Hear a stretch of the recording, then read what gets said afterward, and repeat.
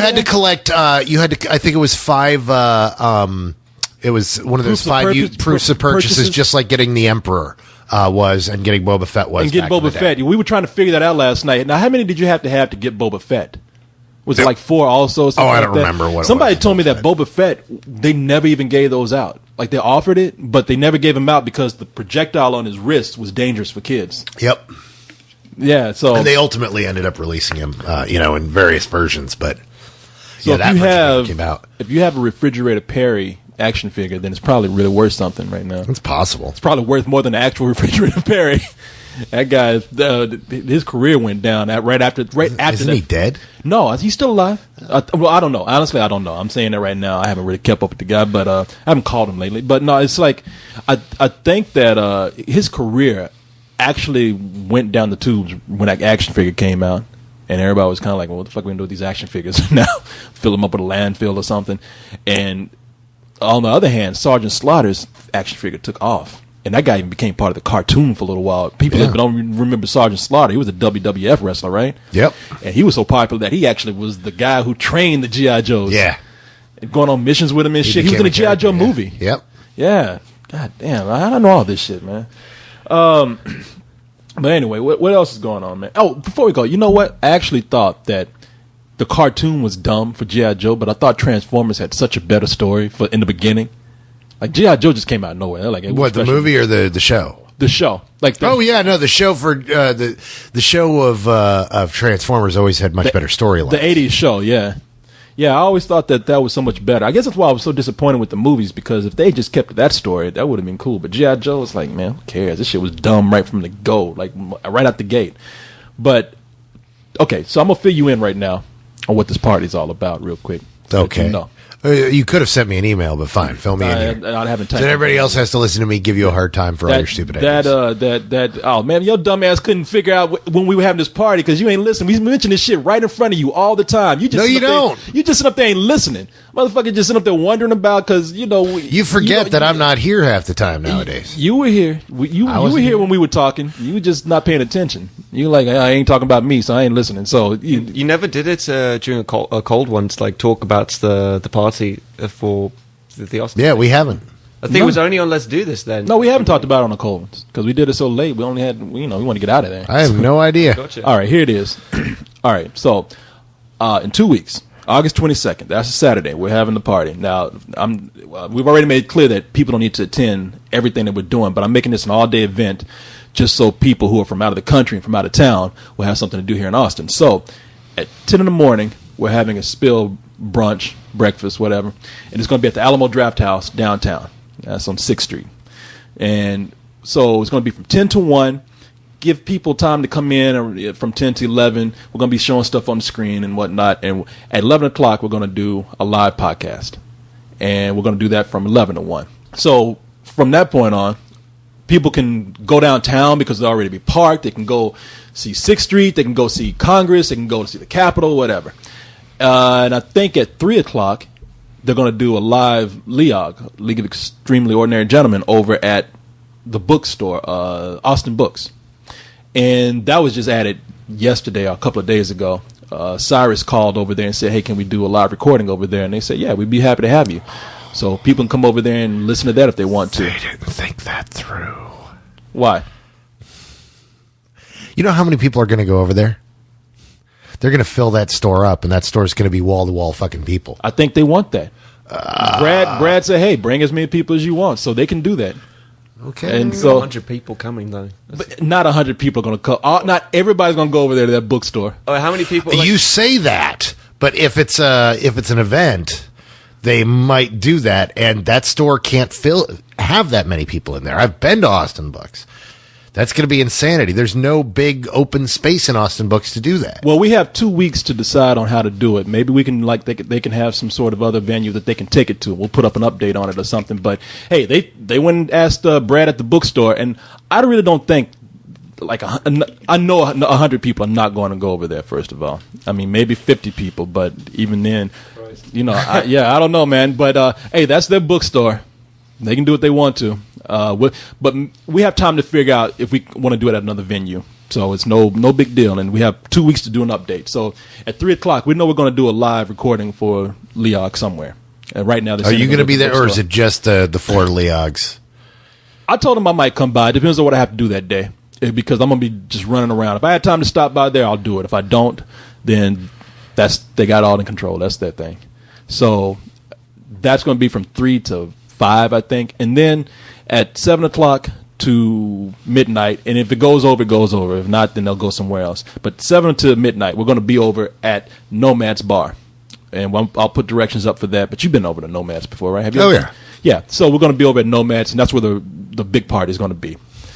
And then the next day, on Sunday, we're going to have a barbecue out in Zilker Park. And this is just for people to kind of, who are leaving or want to just hang out with some people a little bit more. We're going to have a barbecue. And it's going to be near Barton Springs if people want to go swimming, because that's a big site here in Austin. So if people want to see that, they can. They just want to hang out and meet people and whatnot and say the goodbyes and get numbers or whatever, regret who you slept with the night before, whatever you do, then you can do that at the barbecue. And and people, let me just tell you something. Some people you'll do that like 3 or 4 times, because you'll have 3 or 4 different people. Don't look. Hey, baby, I'm looking forward to that. We need to start up like pools on who hooks up with who. And who does the walk of shame after getting talked into bed by Kent? I'm all for it. Yeah, it'd be me and Kent looking at each other next day. Don't tell anybody about this. I know. I thought you were Nick. No, Hex was making huge jokes about the possibility of me and Kent hooking up at the last podcast I did with him. Oh, Hex. Hex is always talking he shit. He mentions it like 5 times. It's like, God Christ, mate. We got to hook up with Kent. You sound like you want to get with Kent, mate.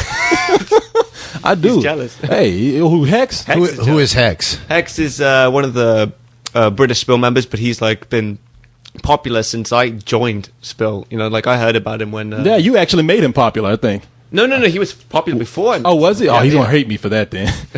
Well, yeah, Hex, I you made you fucker. Tally ho, I was popular before Nick. No, he's no. You never heard of Hex, huh? Wow, man. I've seen him in the threads, but I don't know.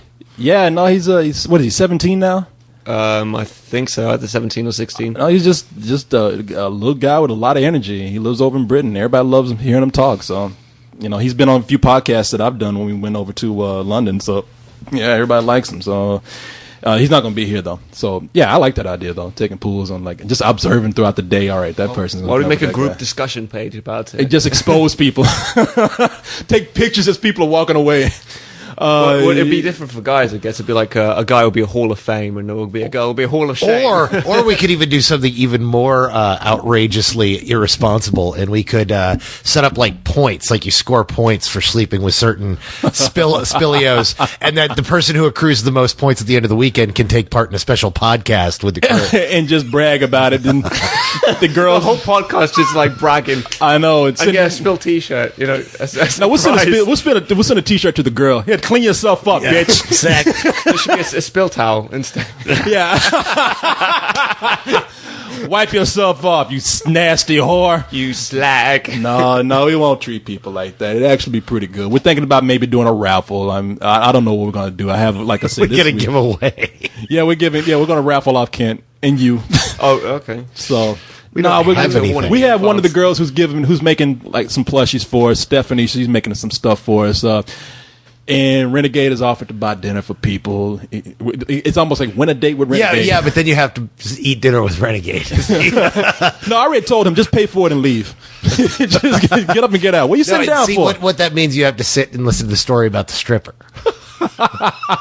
We gave him so much shit for that. I'm curious. What is this? Oh no, we love you, Renegade. No, I love the guy, but I told him I wouldn't tell anybody about this. But we just. But then you told it. I told everybody, podcast. And I don't think he cares. I didn't think he really cared that much. We went to the strip club and we were supposed to go in and meet everybody, and we never got past the parking lot because he was having a hard time. And granted, I didn't mind listening to him. He really was going through a hard time, but I was just like, "What was ID getting in?" No. He just wanted to share some personal things with me. He was having a hard time back then. How drunk was he? Probably very. No, I was drunk by the end of it because I just kept drinking. Oh fuck! No, he was cool, man. He was a cool guy. He just wanted to talk. He just said, I really don't feel like going in. I just want to talk right now. And next thing we know, the moment we were ready to go in, Leon and everybody else was walking out, and they're like, "What are you guys doing? You just getting here?" Like, no, we've been here for a fucking hour sitting in the car. See, that's what's got me surprised. You're saying that it's gonna that party's gonna last in the Nomad until 12. You guys are gonna leave by like 9:30 and go to a strip club. No, we'll leave at midnight. And That's there's what we gonna did be a last big time. strip club caravan. No, at midnight, that's what happened last time. I think that's why I said till midnight. Now, if it goes on, because there's a lot more people here this year, it's going to go on. But there's a chance that Leon's going to get people up at midnight, and people is going to go to different clubs, bars, and strip joints. Maybe I'll host a couple of cold ones over at my place afterwards for people who don't suck. Like if I discover that you don't suck, you might be invited to the cold ones party. And maybe I'll just throw that out there and make people think that there is a cold ones party. And when's the cold ones party? When you guys go to the strip club. Oh, ain't nobody coming to that party. Everybody going to a strip club. See, you say that. Like, all right, you go ahead and do that. But no, it should be fun, man. It's like I said, there's probably going to be 100 people. Oh, well, I know there's going to be over 100 people if we invite our friends and whatnot. And people, I'm going to tell you right now, we're getting name tags because after that whole thing in San Diego, where a lot of people came up and we really had to remember everybody's name, and that was just 30 some odd people. 100 people is going to be crazy. So I don't need one because I'll be the only Brit with a flat cap at the. So I'll be pretty obvious to spot. I'm going to hire a Brit to show up with a flat cap just to throw people off. Oh, really? Oh, Yeah. He won't. He's too fucking cheap. He won't do it. He'll be wearing clothes with a British flag on it. You know? Yeah, I'll make him I'm going to have him come in dressed up like a chimney sweep. He'll hire that guy who played Heavy Duty and have him talk in a Cockney accent and piss you off the whole night. That guy, he works. I'm Nick Hodges. So Good day. No, it's gonna be fun, man. So I don't know. You think you're coming by on Saturday morning, or do you want to do something later? We'll see what happens. The fact that it's a fucking podcast at 11 in the morning is a little absurd. Why don't you come by later then? Why don't you do the second We'll see what happens. Because that Leog is going to be insanity. I'm telling you, that's since there's nothing else going on, everyone in town is going to try to go for that. And if you guys say, "Oh, it won't be that packed," that's why everyone will go. Okay. And you'll end up with 100 people there, and they won't be able to fit in because of fire code.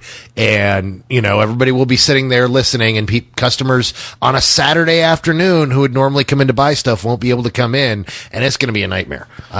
Well, I will tell. That terrifies me. I will talk to Brad about this and see what he wants to do, because there could potentially be a lot of people in there. And I know what the store layout is. I'm more worried about his books. I'm more worried about the place crowding up. And people like wrinkling books, maybe stealing books, no telling what. So we might have to. A lot of pirates on spill, yeah. Well, actually, the group page you made, the head count, I looked at it this morning, and it was like 117 plus.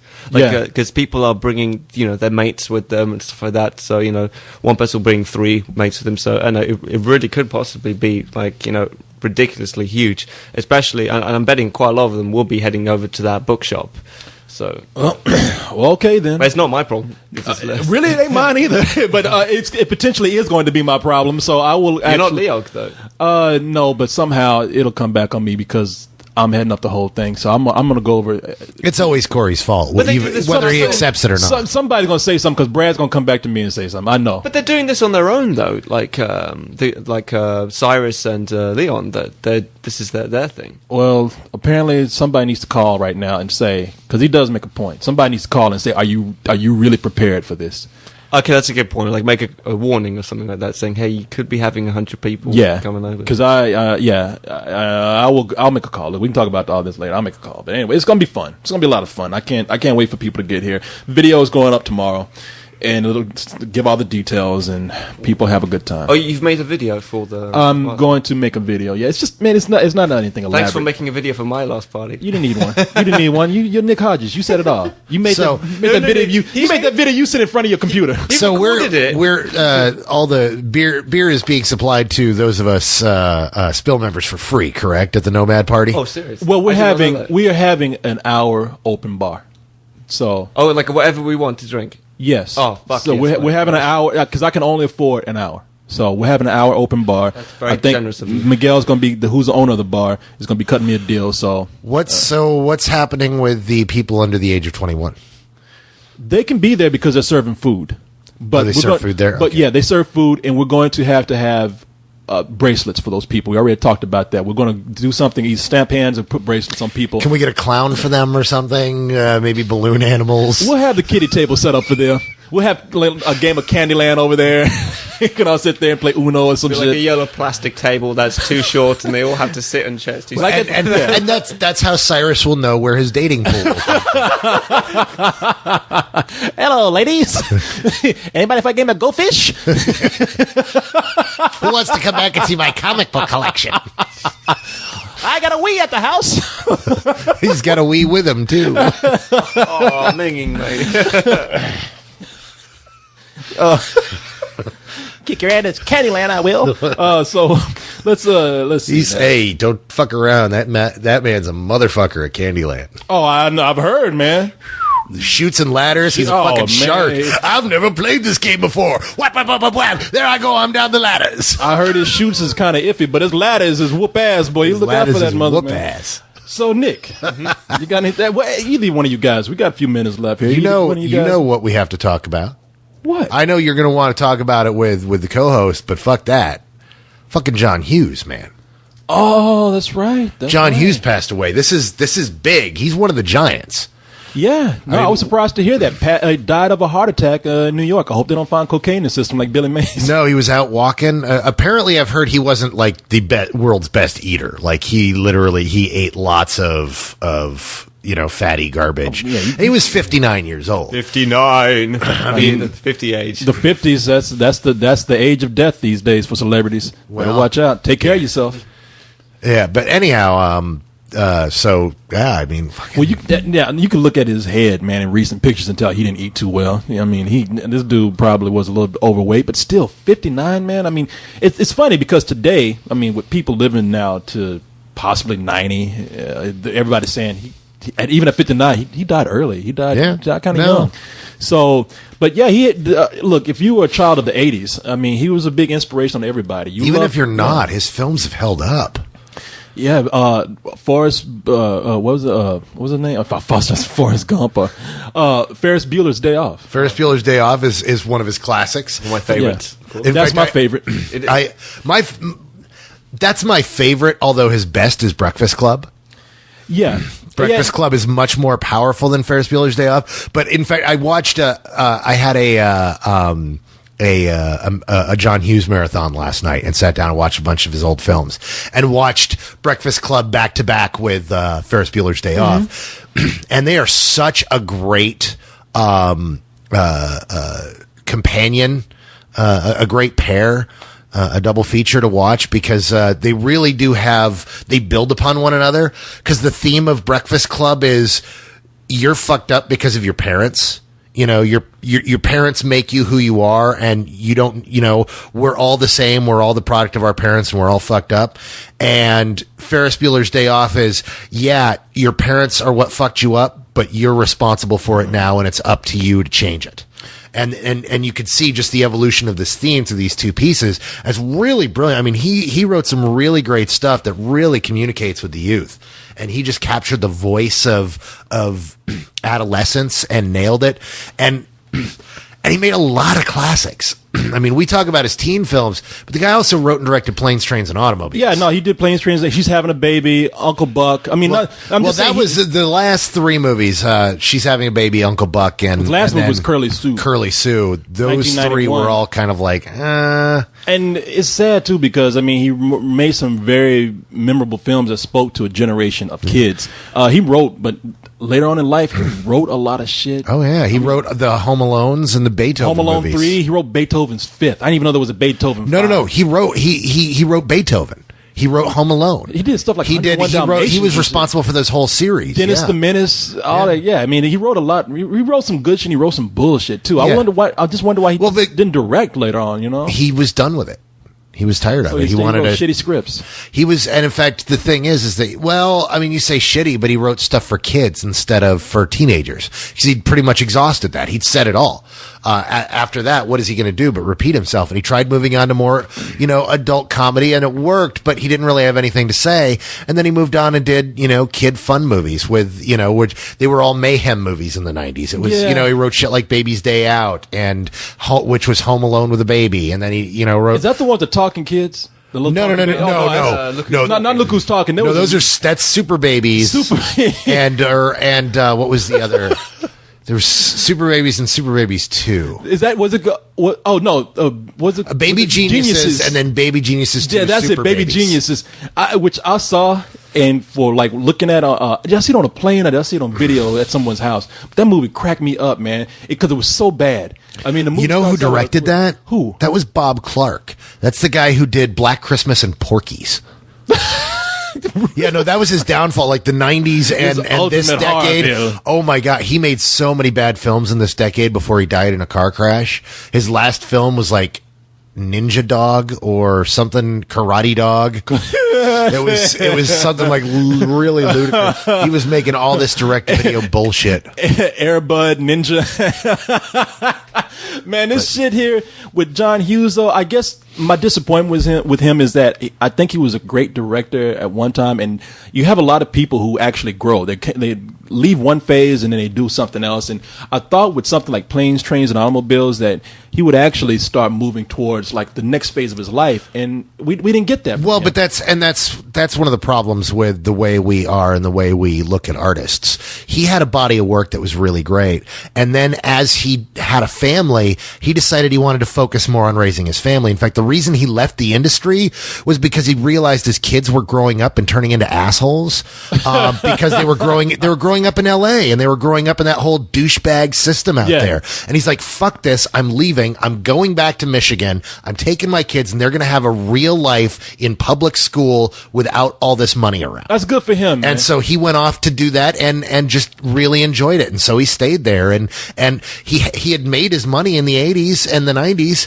What the fuck does he have to do? He left behind a body of work that we respect. He's got half a dozen movies that we look at that are classics that define an era and have aged well. I mean, you sit down, I sat down to watch 16 Candles.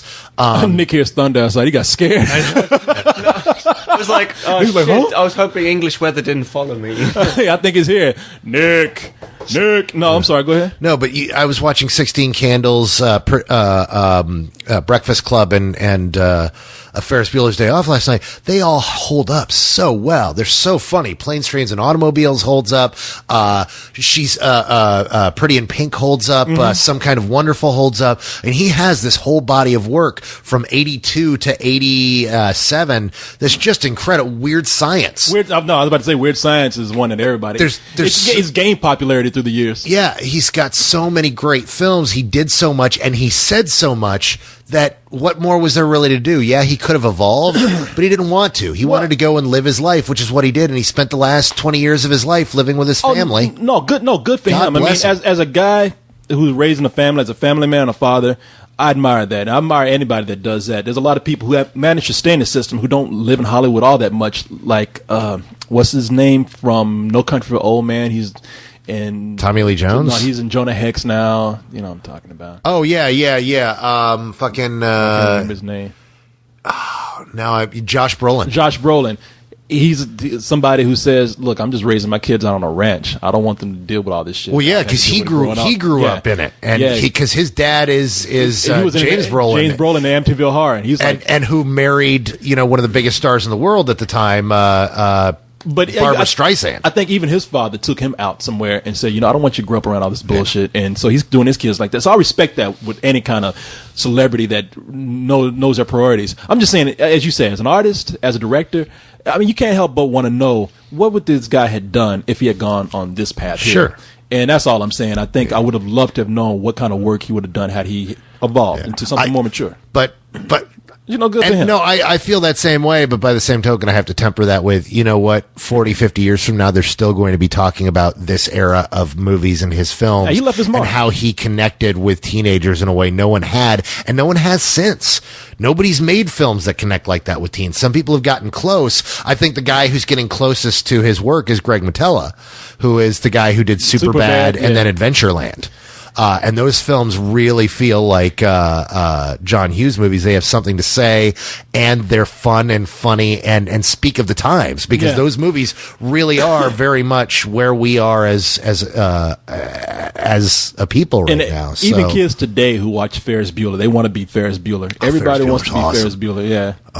In fact, the person I was watching the movie with last night was like, "Are you going to recite the whole movie?" You shut the fuck up. Because it's you just know it's the sportos, the geeks, the motorheads, the sluts, the crips, the bloods. They all think he's a righteous. They all adore him. They think he's a righteous dude. You know what? I saw a movie that was similar to that today, and it's not as good as Ferris Bueller, but it does tap into that John Hughes feeling of filmmaking, and it's surprising. It's Band Slam.